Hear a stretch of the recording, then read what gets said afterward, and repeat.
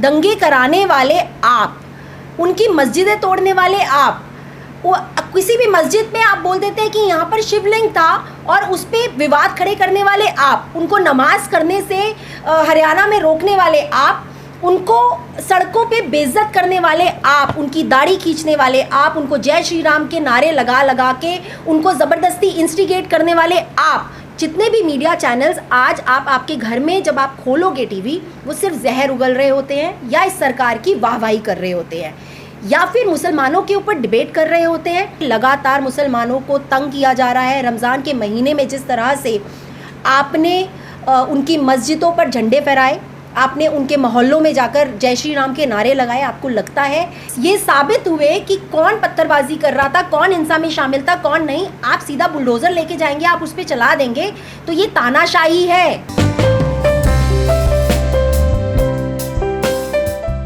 इस तरह की कार्रवाई को जो उत्तर प्रदेश में चल रही है, योगी आदित्यनाथ की सरकार बुलडोज़र के तहत जो है उन घरों को ढाया जा रहा है। बताया ये जा रहा है कि ये जो थे, उन जो हिंसा हुई है, जो विवाद हुआ है, उसमें इनकी अहम भूमिका रही है।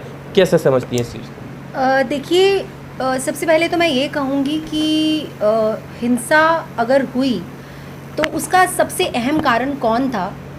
क्या डेफिनेटली योगी आदित्यनाथ को और मोदी जी को इन सबको मालूम है कि हिंसा का कारण कौन है, लेकिन शायद जनता को नहीं मालूम। तो मैं एक बार फिर से ये बात क्लियर कर देती हूँ कि हिंसा का सबसे बड़ा कारण है नुपुर शर्मा, हिंसा का सबसे बड़ा कारण है नविका कुमार और वो न्यूज़ चैनल जहाँ पर इस तरह की डिबेट्स रखी गई, जहाँ पर लोगों के रिलीजियस सेंटिमेंट्स के साथ खिलवाड़ किया गया, जानबूझ के प्रॉफिट मोहम्मद के बारे में गलत टिप्पणियाँ दी गई, ये जानते हुए भी कि ये बहुत सेंसिटिव इशू है और इस पर बवाल मच सकता है। तो हिंसा का कारण आप उस भीड़ को नहीं कहेंगे, आप कहेंगे हिंसा का कारण जो है वो है नुपुर शर्मा और वो न्यूज़ चैनल्स जो इस तरह का जहर परोसते हैं। रही बात प्रोटेस्ट्स की, तो इंडिया एक डेमोक्रेटिक कंट्री है, ये सब बहुत अच्छे से जानते हैं। फिर क्यों पिछले 6 साल से जब इस देश में प्रोटेस्ट होते हैं सरकार के अगेंस्ट, सरकार की नीतियों के अगेंस्ट या जो भी चीज़ें गलत हो रही हैं इस देश में, उसके अगेंस्ट जब भी प्रोटेस्ट होते हैं, उसको इस तरह से क्यों देखा जाता है कि ये प्रोटेस्ट देश के खिलाफ है, सरकार के खिलाफ नहीं। मैं बार बार ये बात कहती आ रही हूँ कि सरकार के खिलाफ होना देश के खिलाफ होना नहीं होता। सरकारें आती हैं, जाती है, बदलती हैं, कोई भी सरकार देश नहीं है। बीजेपी सरकार हिंदुस्तान नहीं है। हिंदुस्तान के खिलाफ कोई प्रोटेस्ट नहीं हो रहे, जो उन प्रोटेस्ट को गलत नज़र से देखा जा रहा है।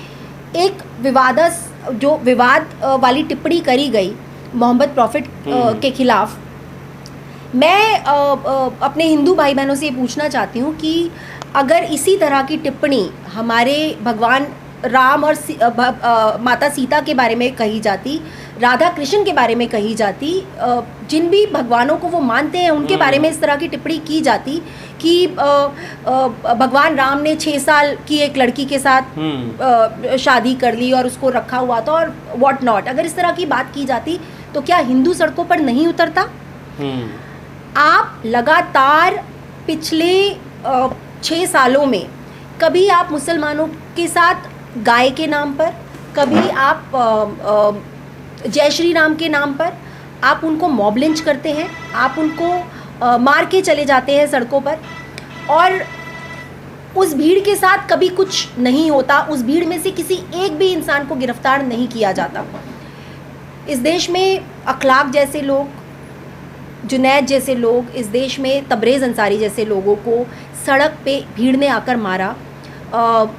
शायद कहीं ना कहीं मैं कहूँगी कि जो आज हमारे मुसलमान भाई सड़कों पे उतरे हैं, उन्हें तभी सड़कों पे उतर जाना चाहिए था और तब तक दम नहीं लेना चाहिए था जब तक उनको इंसाफ नहीं मिल जाता, जब तक अखलाक को, तबरेज़ अंसारी को, जुनैद को इंसाफ नहीं मिल जाता। बहुत देर बाद सब सड़कों पर उतरे हैं, लेकिन वो क्यों सड़कों पर ना उतरें? आप उनकी मस्जिद ढा देते हैं ये बोलकर कि वो 1600 सदी में औरंगज़ेब ने उसके ऊपर उस वक्त मंदिर बनाया था। वो तब भी चुप रहते हैं। आप वहाँ पर राम मंदिर बना रहे हैं, आप अपनी घटिया राजनीति कर रहे हैं, गंदी राजनीति कर रहे हैं, आपने वहाँ पे राम मंदिर बना दिया, आपको तब भी चैन नहीं मिला। लेकिन कहीं ना कहीं इस सरकार को शायद अभी 2024 के इलेक्शंस के लिए अपनी रणनीति तैयार करनी है, इसीलिए लगातार मुसलमानों को तंग किया जा रहा है। रमज़ान के महीने में जिस तरह से आपने उनकी मस्जिदों पर झंडे फहराए, आपने उनके मोहल्लों में जाकर जय श्री राम के नारे लगाए, आपको लगता है कि आपके भगवान राम इन सब चीज़ों को पसंद कर रहे होंगे? अगर आप सचमुच आप ये कहते हैं कि आप राम भक्त हैं, तो ये सरासर झूठ है। क्योंकि अगर आपने माइथोलॉजी पढ़ी होगी तो आपको पता चलेगा कि भगवान राम वो है जिन्होंने शबरी के झूठे बेर खाए थे, जिन्होंने अपने भाई के लिए अपनी सत्ता को त्याग दिया था। लेकिन आप भगवान राम का नाम इस्तेमाल करके आप मुसलमानों को तंग कर रहे हो। आपको राम से कोई लेना देना नहीं है। बेसिकली आपको मुसलमानों को इस देश से बाहर निकालना है। यही रीज़न है कि योगी आदित्यनाथ, जिन्होंने अपनी पहली टर्म में एक धेले का काम नहीं किया, आप मुझे बताइए कौन सा विकास हुआ है, कौन से हॉस्पिटल्स बने हैं, कौन से एजुकेशन सिस्टम्स अच्छे हुए हैं? उन्होंने एक धेले का काम नहीं किया। सिर्फ और सिर्फ या तो जो सिटीज़ है जहाँ पर मुस्लिम नाम थे, चाहे मैं वो उसको इलाहाबाद कहूँ जिसको उन्होंने प्रयागराज कर दिया, या फैज़ाबाद कहूँ, या जितने भी उनके टारगेट पर, उनके रडार पर हैं, उनको चेंज किया है, या फिर उन्होंने मुसलमानों के घर ढाए हैं। पर उनके इस काम को लेकर जो बुलडोज़र चल रहा है, बहुत सारे लोग समर्थन में आ रहे हैं, कह रहे हैं कि पत्थर फेंकने से पहले सोचना चाहिए था ना। आप काहे का संविधान की दुहाई दे रहे हैं? पत्थर फेंकते हुए संविधान याद नहीं आया? ये इस तरीके की हिंसा को कैसे बर्दाश्त कर लिया जाएगा? बीजेपी जब पावर में नहीं थी, वो क्या करते थे? वो सड़कों पे नहीं बैठते थे प्रोटेस्ट करने के लिए। रही बात पत्थर फेंकने की, तो पत्थर जो फेंक रहे हैं आप उनको पकड़िए, आप उनके ऊपर कार्रवाई कीजिए। शायद कोर्ट इसीलिए बने हैं, न्यायपालिका इसीलिए बनी है, आपकी जो कानून व्यवस्था है वो इसीलिए बनी है। बिना ये साबित हुए कि कौन पत्थरबाजी कर रहा था, कौन हिंसा में शामिल था, कौन नहीं, आप सीधा बुलडोज़र लेके जाएंगे, आप उस पर चला देंगे, तो ये तानाशाही है, ये डेमोक्रेसी नहीं है। मास्टरमाइंड बताया जा रहा है उनको कि वो मास्टरमाइंड थे जिनका घर ढाया। आपके पास इस चीज़ का कोई प्रूफ है कि वो मास्टरमाइंड है?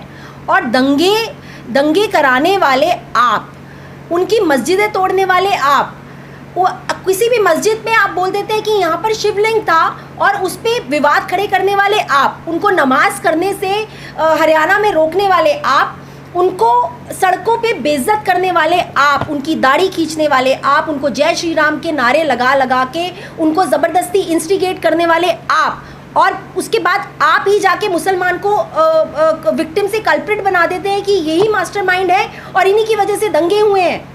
जो दिल्ली में भी दंगे हुए थे, मैं उस वक्त खुद मौजूद थी। 3 दिन के बाद, दंगों के 3 दिन के बाद जब मैं उन एरियाज़ में गई थी, मैं गवाह हूँ इस बात की कि वहाँ की मस्जिदें जली हुई थी और मंदिर इंटैक्ट थे।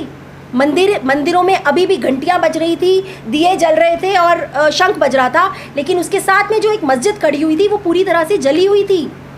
तो दंगे कराने वाले कौन हैं ये आप भी बहुत अच्छे से जानते हैं। 2002 में क्या हुआ था ये भी पूरा देश जानता है, भले ही वो आंख मूंद कर के बैठ जाए, लेकिन 2002 में भी क्या हुआ था ये पूरा देश जानता है। पर ऐसा है, अगर गैर संवैधानिक तरीके से अगर ये काम हो रहा है तो हमारी न्यायपालिकाएं, जो हमारे कोर्ट्स हैं, जो जजेस हैं, उनको क्या दिख नहीं रहा होगा ये वीडियोस? उनको ये सारी चीज़ें नहीं दिख रही होंगी? वो क्यों हस्तक्षेप नहीं करते इस पर? बीजेपी की शायद एक स्ट्रैटेजी ही रही है। सत्ता में आने से पहले बहुत टाइम से ये स्ट्रैटेजी बन रही थी कि सबसे पहले लोगों के रिलीजियस सेंटिमेंट्स के साथ खेला जाएगा, उसके साथ खिलवाड़ करा जाएगा। इसीलिए बाबरी मस्जिद के इशू को इतना उछाला गया। आपको राम मंदिर बनाना था, भले ही आपको लोगों की लाशों के पर पैर रखकर राम मंदिर बने, आपको राम मंदिर बनाना था, इसलिए आपने वो इशू खड़ा किया ताकि आपको सत्ता मिल जाए।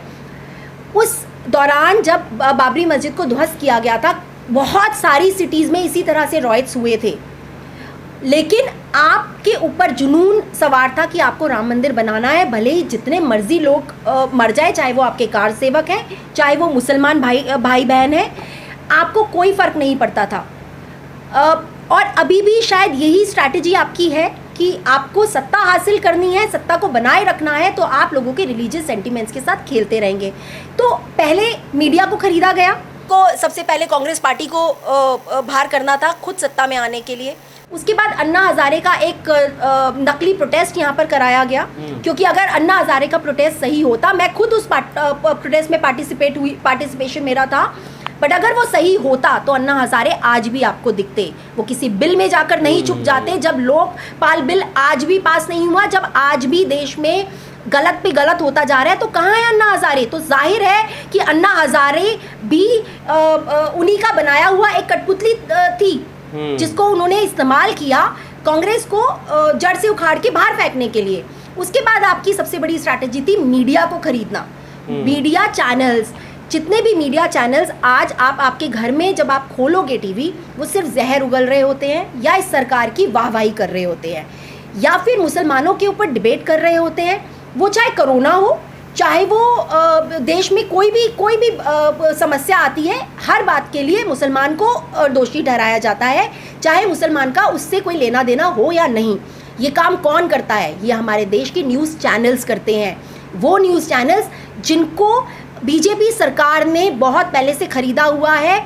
इसमें शायद मैं 110% कहूँगी कि अंबानी, अदानी, बीजेपी, ये लोग इनको फंड करते हैं। इनकी जो सैलरीज है इन्हीं की पॉकेट से जाती हैं, तभी वो इनके गुणगान करते रहते हैं।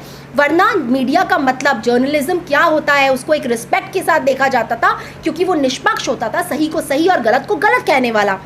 अगर आज मीडिया निष्पक्ष नहीं होता, तो आप मुझे बताइए, क्या शीला दीक्षित की सरकार, जिसने इतना काम किया था, जिसकी वजह से आज दिल्ली जैसा लगता है, जिसकी वजह से आज हम दिल्ली वाले गर्व से कहते हैं कि हम दिल्ली वाले हैं, आपने अगर मीडिया निष्पक्ष उस वक्त नहीं होता, अगर कांग्रेस ने भी मीडिया को खरीद लिया होता, तो शीला दीक्षित कभी भी अपनी गद्दी से नहीं उतर सकती थी। कांग्रेस सत्ता से कभी हाथ नहीं धो सकती थी, अगर कांग्रेस ने भी मीडिया को खरीदा होता।